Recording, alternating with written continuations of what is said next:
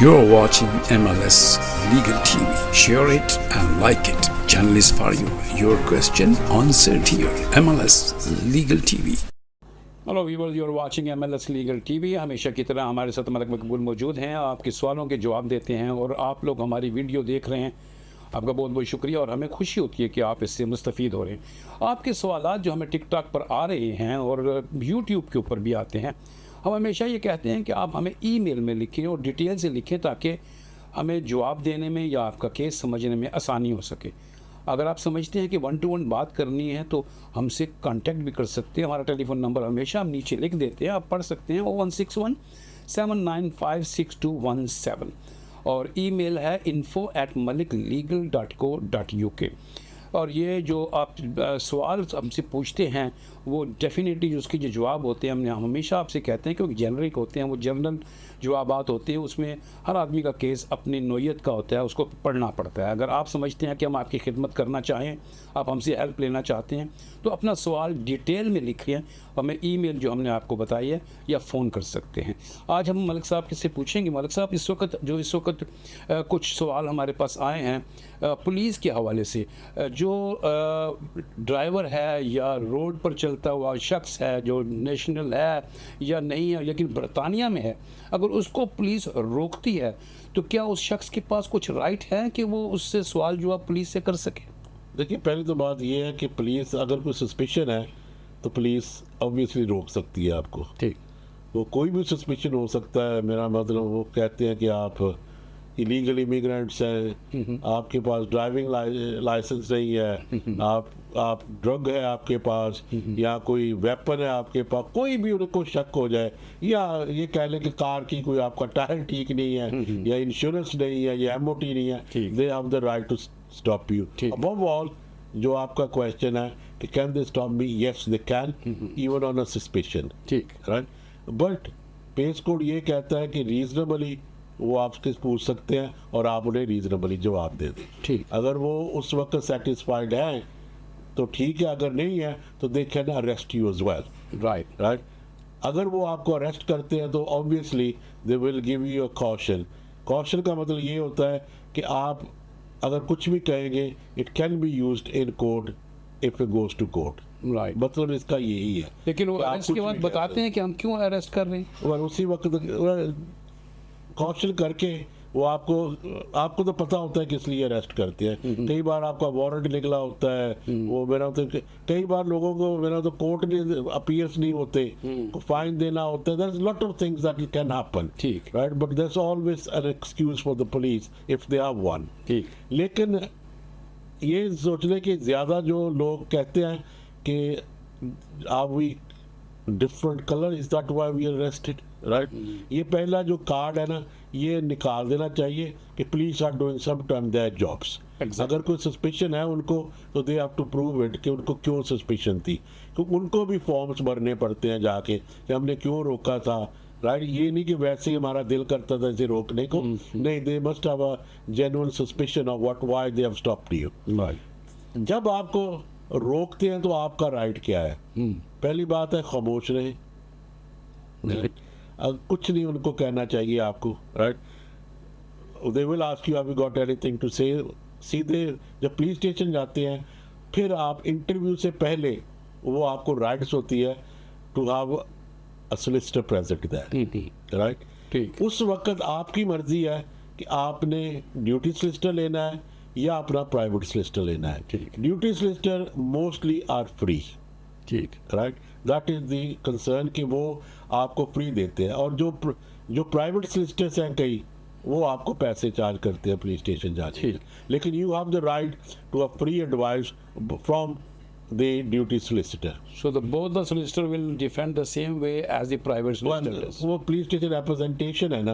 अगर आप बाहर आके अगर आप चार्ज हो जाए, राइट, तो you can go to either your own solicitor और अ डिफरेंट सोलिसिटर, और you can stay with the same firm.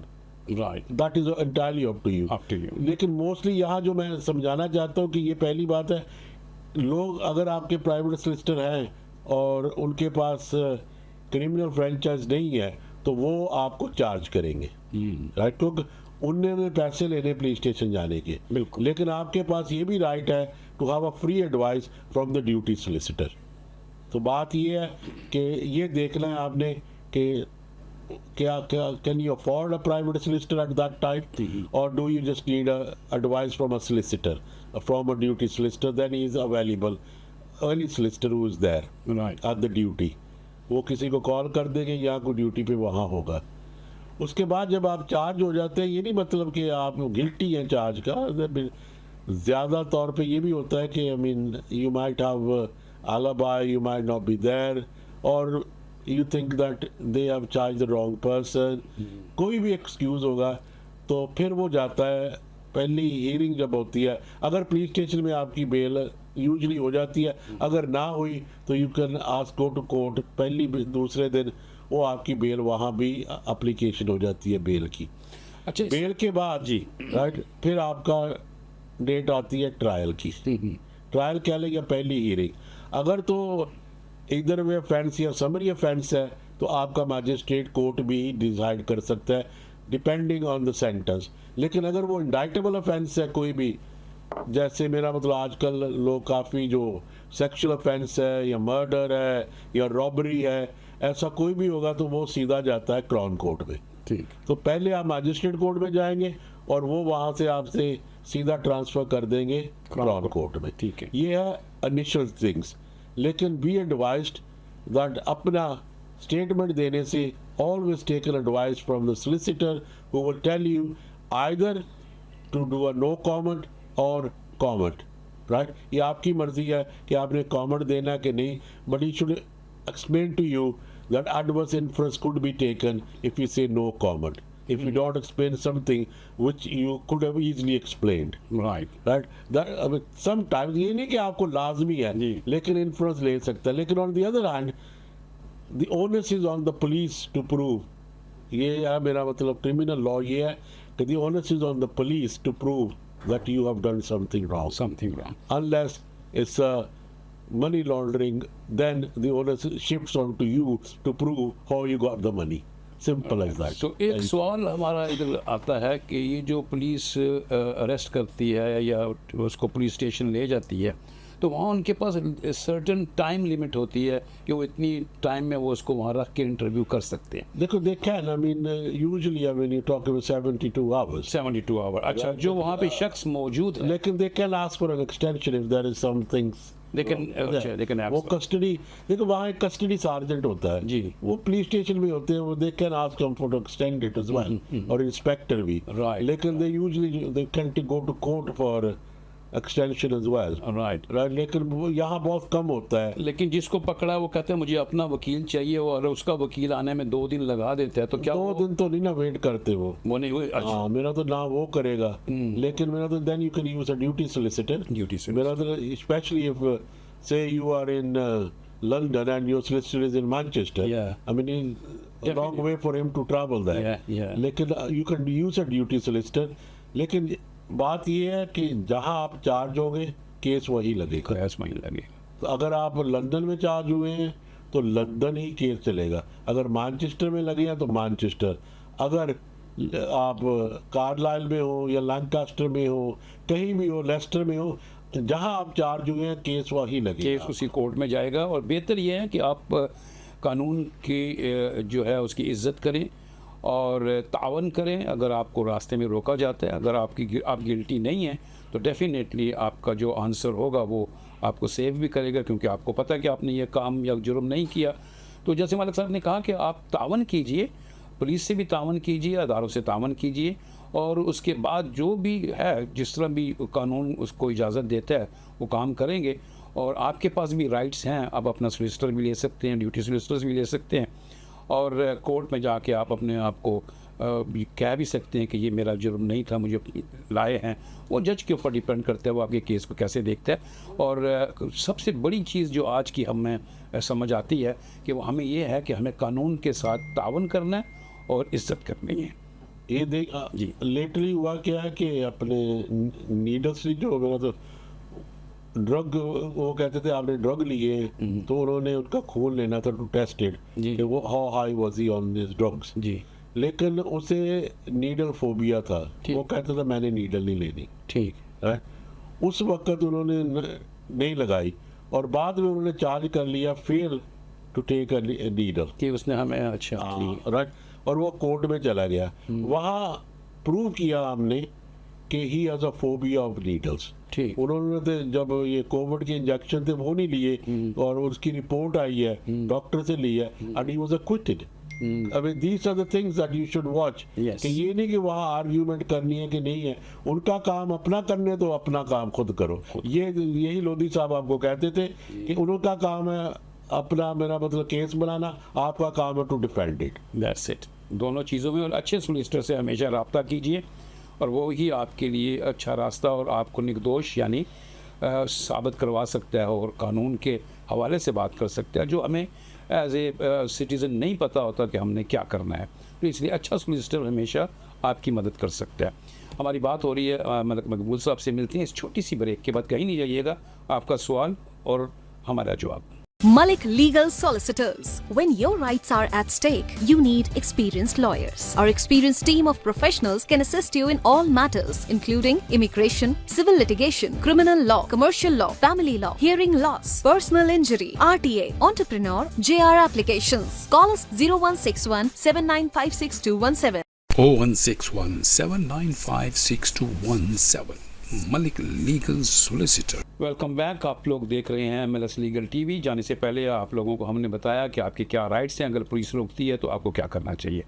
हमारे पास अगला सवाल है मलिक साहब कि ये जो स्किल्ड वर्कर्स का है और हाईली स्किल्ड वर्कर के ऊपर जो बात चल रही है कि हमारे पास यहाँ पे अभी लोग जो हैं वो एक्सेस है, उनको जॉब नहीं मिल रहा। हुकूमत ने भी कुछ स्टेप लिए हैं और लास्ट टाइम भी हमने बात की थी कि ये जो असाइलम सीकर फ्रांस से आ रहे हैं, यूके की गवर्नमेंट जाके उनसे कोई बात करेगी कि उनको वहाँ से ना चढ़ने दिया जाए।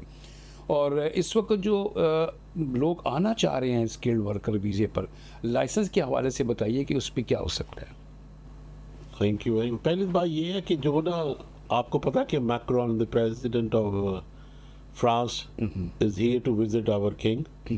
उन्होंने ये बात की है कि ये बोट्स पीपल है कहीं स्टॉप करना चाहिए। ठीक। तो उन्होंने कहा कि हम मिल के ये बोट स्टॉप करेंगे, ठीक। Which is a good step forward के लोगों की जानों को बहुत खतरा था। ठीक। और ये दोनों अगर मुल्क मिल जाए तो बोट्स पीपल नहीं आएंगे यहाँ। I mean that's one way of looking at it. ठीक। अगर वो स्टॉप करना चाहें तो स्टॉप कर सकते हैं उन्हें, क्योंकि जो लोग पानी में आ जाते हैं फिर उनकी जान को खतरा होता है। डिपेंड कौन सी उनको अपनी शिप जो है रेस्क्यू करती है, उन्हें उसी मुल्क में जाना पड़ता है। सही। तो उनकी तो शिप सही नहीं है वहाँ, फ्रांस ने तो छोड़ी ही नहीं है। तो सारी की शिप जितनी भी है ना वो ब्रिटेन की है, तो फिर ब्रिटेन के उनको लेना पड़ता है यहाँ। अब बात ये है कि अगर वो वहाँ से आने ही ना देंगे तो वो सारा स्टॉप हो जाएगा। ठीक। That's one way of the asylums. लेकिन अभी बात की आपने स्किल्ड वर्कर की। स्किल्ड वर्कर 22 तारीख से काफ़ी चेंजिंग्स आ गई है। अच्छा। पहले तो बात ये करेंगे कि जो ये हैं केयर वर्कर, उनके वीज़े ख़त्म कर रहे हैं। अच्छा। There won't be any more care workers. ठीक। और दूसरा ये है कि जो लो स्किल्ड वर्कर है ना, थोड़ा बहुत उनको देंगे। अच्छा। टेम्पररी, ये नहीं कि बिल्कुल ही ख़त्म कर देंगे, जो इनको चाहिए, लेकिन उनकी फैमिली के साथ नहीं आने देंगे। ठीक। अगर 111 तो वैसे ही ये कहते ख़त्म कर दो। ठीक। जो कैटेगरी सन 111 बिल्कुल खत्म हो कर जाएगी। दी। हाँ। ठीक। और जो कैटेगरी रह जाएगी ना वो है ऊपर लेवल के, जिनको ये कह दें कि मिनिमम रिक्वायरमेंट होगी लेवल 6 की उस जॉब के लिए। ठीक। ये याद रखें कि जैसे हम कहते हैं कि कोई जैसे लॉ में है, इंजीनियर है, वो जॉब्स होगी जो इनके लिए वैल्यूबल हो। हाईली स्किल्ड में। हाईली स्किल्ड, ठीक। जो हाईली स्किल्ड का मतलब था। जी। राइट। लेकिन आपको ये ज़रूर देना चाहिए कि जो लोग आ चुके हैं उनको घबराने की ज़रूरत नहीं है, उन्हें एक्सटेंशन भी मिलेगी क्योंकि there is a legitimate expectation. ठीक। राइट।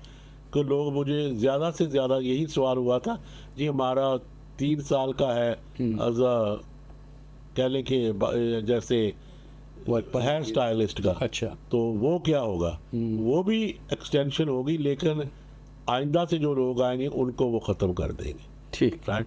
ये बात ज़रूर याद रखें कि इनको इतना इफेक्ट नहीं पड़ेगा, लेकिन जो नए सैलरी स्केल है ना वो भी ऊपर जा रही है।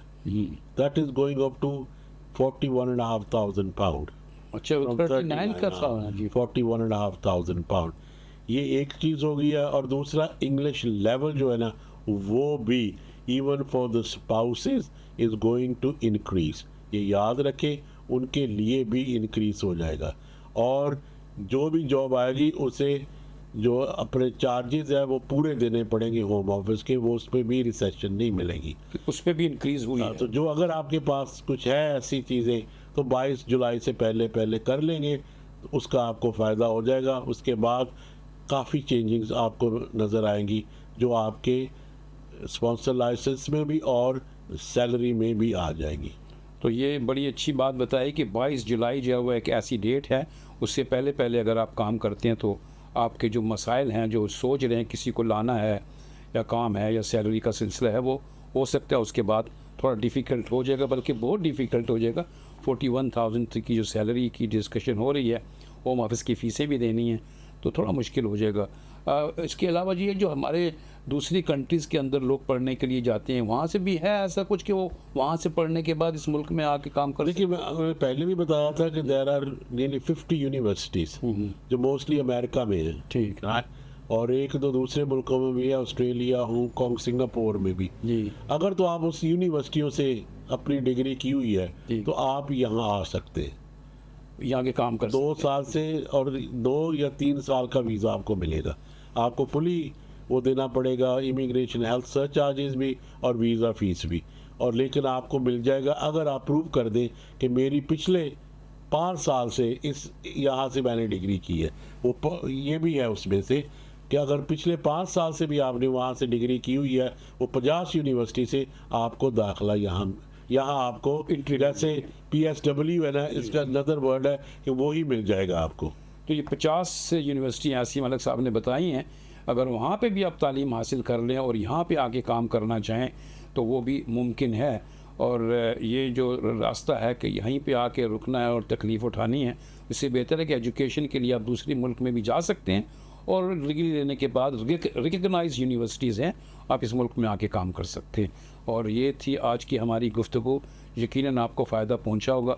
अगर आपके पास कोई सवाल है, बिला झिझक हमसे पूछिए और देखते रहिए MLS लीगल TV. हम दोनों को इजाज़त दीजिए. अपना बहुत सा ख्याल रखिए. अल्लाह हाफिज़. शुक्रिया मलिक साहब.